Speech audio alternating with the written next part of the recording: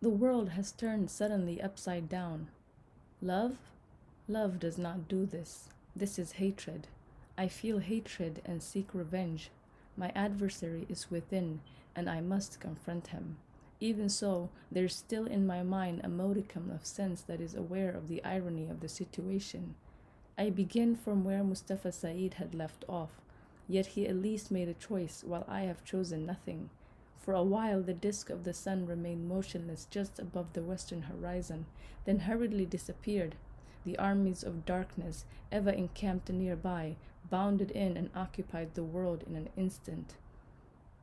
If I had told her the truth, perhaps she would not have acted as she did. I had lost the war because I did not know and did not choose. For a long time I stood in front of the iron door. Now I am on my own. There is no escape, no place of refuge, no safeguard. Outside, my world was a wide one. Now it had contracted, had withdrawn upon itself, until I myself had become the world. No world existed outside of me. Where then were the roots that struck down into times past? Where the memories of death and life? What had happened to the caravan and to the tribe? Where had gone the trilling cries of the women at tents of weddings? Where the Nile floodings and the blowing of the wind summer and winter from north and south? Love? Love does not do this. This is hatred. Here I am standing in Mustafa Said's house in front of the iron door, the door of the rectangular room with the triangular roof and the green windows, the key in my pocket and my adversary inside with, doubtless, a fiendish look of happiness on his face. I am the guardian, the lover, and the adversary. I turned the key in the door, which opened without difficulty. I was met by dampness and an odor like that of an old memory. I know this smell, the smell of sandalwood and incense. I felt my way with my fingertips along the walls and came up against a window pane. I threw open the window and the wooden shutters. I opened a second window and a third, but all that came in from outside was more darkness. I struck a match. The light exploded on my eyes, and out of the darkness there emerged a frowning face with pursed lips that I knew but could not place. I moved towards it with hate in my heart. It was my adversary, Mustafa Said. The face grew a neck, the neck two shoulders and a chest, then a trunk and two legs, and I found myself standing face to face with myself. This is not Mustafa Said. It's a picture of me frowning at my face from a mirror. Suddenly the picture disappeared, and I sat in the darkness, for I know not how long, listening intently and hearing nothing. I lit another match, and a woman gave a bitter smile. Standing in an oasis of light, I looked around me and saw there was an old lamp on the table my hand was almost touching. I shook it and found there was oil in it. How extraordinary! I lit the lamp, and the shadows on the walls moved away and the ceiling rose up. I lit the lamp and closed the windows. The smell must remain imprisoned here, the smell of bricks and wood and burning incense and sandalwood. And books. Good God, the four walls from floor to ceiling were filled, shelf upon shelf, with books and yet more books. I lit a cigarette and filled my lungs with the strange smell. What a fool he was. Was this the action of a man who wanted to turn over a new leaf? I shall bring the whole place down upon his head. I shall set it on fire. I set light to the fine rug beneath my feet, and for a while watched it devour a Persian king mounted on a steed, aiming his lance at a fleeing gazelle. I raised the lamp and found that the whole floor of the room was covered with Persian rugs. I saw that the wall opposite the door ended in an empty space.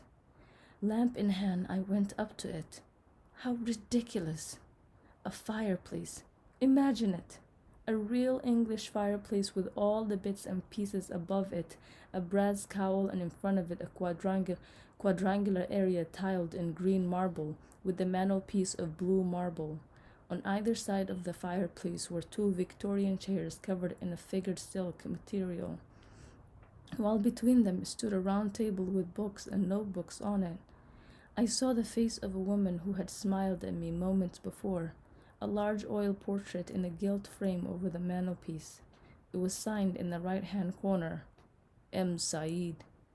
I observed that the fire in the middle of the room was spreading. I took 18 strides towards it. I counted them as I walked and trotted out. Though I sought revenge, yet I could not resist my curiosity.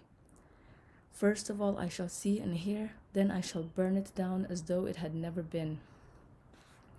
The books I could see in the light of the lamp that they were arranged in categories: books on economics, history and literature, zoology, geology, mathematics, astronomy, the Encyclopedia Britannica, Gibbon Macaulay, Toynbee, the complete works of Bernard Shaw, Keynes, Tawney, Smith Robinson, the economics of imperfect competition, Hobson Imperialism, Robinson, an essay on Marxian economics, sociology, anthropology, psychology, Thomas Hardy, Thomas Mann, E.G. Moore, Thomas More, Virginia Woolf, Wittgenstein, Einstein, Brierley, Namier, books I had heard of and others I had not, volumes of poetry by poets of whom I did not know the existence. The journals of Gordon Gulliver's Travels, Kipling, Haussmann, The History of the French Revolution, Thomas Carlyle, Lecture on the French Revolution, Lord Acton, books bound in leather, books in paper covers, old tattered books, books that looked as if they had just come straight from the printers, huge volumes the size of tombstones, small books with gilt edges the size of packs of playing cards, signatures, words of dedication, books in boxes, books on chairs, books on the floor. What play acting is this? What does he mean? Owen, Ford Madox, Ford, Stefan Zweig, E.G. Browne, Lasky, Hazlitt, Alice in Wonderland, Richards, The Koran in English, The Bible in English, Gilbert Murray, Plato, The Economics of Colonialism, Mustafa Said, Colonialism and Monopoly, Mustafa Said, The Cross and Gunpowder, Mustafa Said, The Rape of Africa, Mustafa Said, Prospero and Caliban, Totem and Taboo, Doughty, not a single Arabic book, a graveyard, a mausoleum, an insane idea.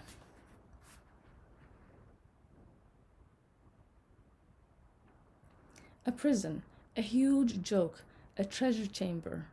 Open sesame and let's divide up the jewels among the people.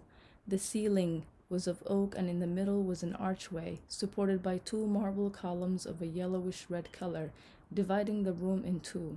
The archway was covered by a faience with decorated edges. I was standing at the head of a long dining table. I don't know what wood it was made of, but its surface was dark and glistening, and along two sides were 5 leather upholstered chairs.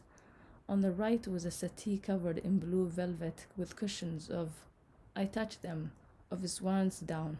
On both sides of the fireplace I saw various objects I had not noticed before. On the right was a long table on which a silver candelabrum holding 10 virgin candles. On the left was another. I lit them candle by candle, and the first thing they cast their light upon was the oil painting above the mantelpiece, the elongated face of a woman with wide eyes and brows that joined above them. The nose was a shade too large and the mouth tended to be too wide. I realized that the glass-fronted bookshelves on the wall opposite the door did not reach to the ground and ended at the two sides of the fireplace, with white painted covers that projected 2 or 3 feet from the bookshelves. It was the same along the left side. I went up to the photographs ranged on the shelf. Mustafa Said laughing, Mustafa Said riding, Mustafa Said swimming, Mustafa Said somewhere in the country, Mustafa Said in gown and mortarboard, Mustafa Said rowing on the Serpentine, Mustafa Said in a nativity play, a crown on his head as one of the 3 kings who brought perfumes and myrrh to Christ, Mustafa Said standing between a man and a woman. Mustafa Said had not let a moment pass without recording it for posterity. I took up the picture of a woman and scrutinized it, reading the dedication written in the flowery hand. From Sheila with all my love. Sheila Greenwood, no doubt, a country girl from the outskirts of Hull. He had seduced her with presents, honeyed words, and the unfaltering way of seeing things as they really are. The smell of burning sandalwood and incense made her dizzy. She really did have a pretty face. Smiling in the picture, she was wearing a necklace, no doubt an ivory one. Her arms were bare and her bosom well developed. She used to work as a waitress by day and pursue her studies in the evening at the Polytechnic. She was intelligent and believed that the future lay with the working class, that a day would come when class difference would be non existent and all the people would be brothers. My mother, she used to tell him, would go mad and my father would kill me if they knew I was in love with a black man. But I don't care. She used to sing me the songs of Marie Lloyd as we lay naked, he said. I would spend Thursday evenings with her in her room in Camden Town, and sometimes she would spend the night with me in my flat.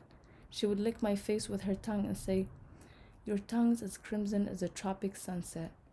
I never had enough of her, nor she of me. Each time she would gaze at me as though discovering something new.